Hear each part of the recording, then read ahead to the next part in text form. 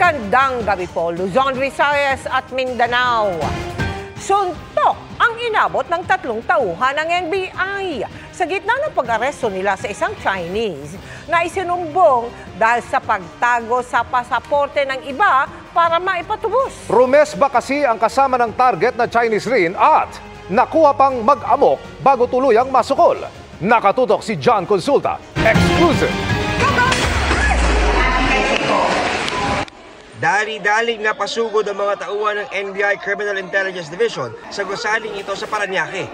Sa gitna ng pag-aresto sa target na Chinese national, biglang rumesbak ang kasama nitong Chinese.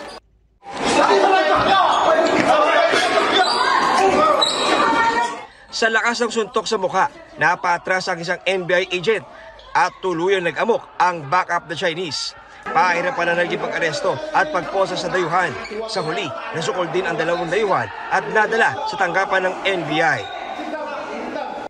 Nagulat kami, lumaban, nanakit ng mga agents natin. Very bothering yung ginawa ng ng ginawa ng isang suspect na yan na lumaban sa mga otoridad. Kasi parang hindi niya na kinatatakutan ng local authorities. Hindi na sila natakot kahit alam na nilang otoridad.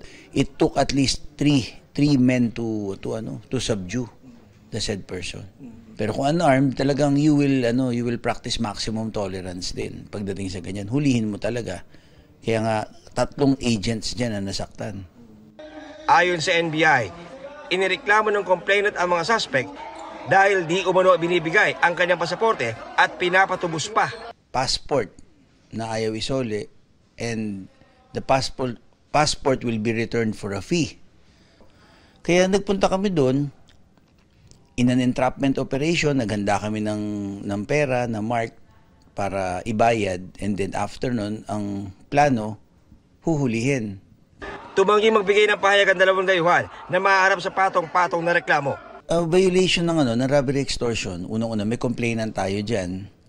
Yung direct assault, incorporated na doon sa lahat. Para sa GMA Integrated News, John Consulta, nakatutok 24 oras.